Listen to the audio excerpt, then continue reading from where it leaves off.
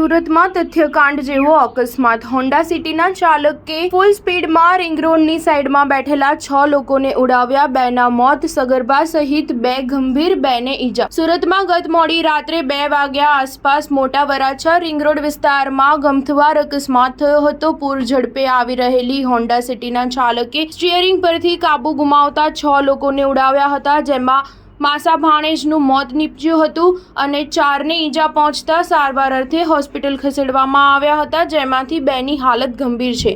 તેમાં એક તો સગર્ભા છે, તેમજ કારે 4 જેટલા 2 વ્હીલરને પણ ઉડાવતા એક બાઇક કારની નીચે આવી જતા ઢસડાયું હતું. ઉલ્લેખનીય છે કે અકસ્માતનો ભોગ બનેલા લોકો રિંગ રોડની સાઈડમાં 2 વ્હીલરો પર બેઠા હતા. આરોપી જિગ્નેશ અમૃતલાલ ગોહિલની પોલીસે ધરપકડ કરી લીધી છે. સુરતમાં દરજી કામ કરે છે. મૂળ વલ્લભીપુરના રાજપરા ગામનો વતની છે. ઉત્તરાણ પોલીસ સ્ટેશનના પીઆઈ એડી મહંતે જણાવ્યું છે કે જિગ્નેશ અમૃતલાલ ગોહિલ નામના વ્યક્તિ દ્વારા અકસ્માત થયો હોવાનું સામે આવ્યું છે.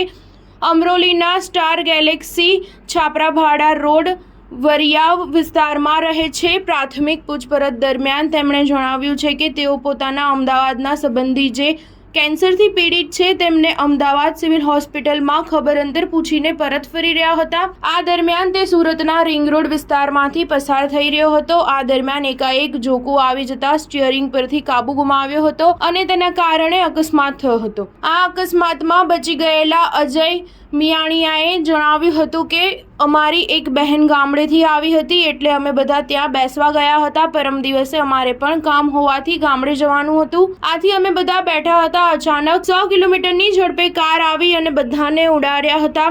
અકસ્માત જોવાની મારી હિંમત જ નહોતી. હું પોતે ભાનમાં ન હતો. મને એક પગમાં છાતી અને એક હાથમાં ઈજા થઈ છે. ફ્રેક્ચર થઈ ગયું હોય તેવું લાગે છે. મારા પરિવારમાં ભાણેજ અને જીજાજી એક્સપાયર થઈ ગયા છે. સ્ટાર ન્યૂઝ 7 હંમેશા સચ્ચાઈની સાથે.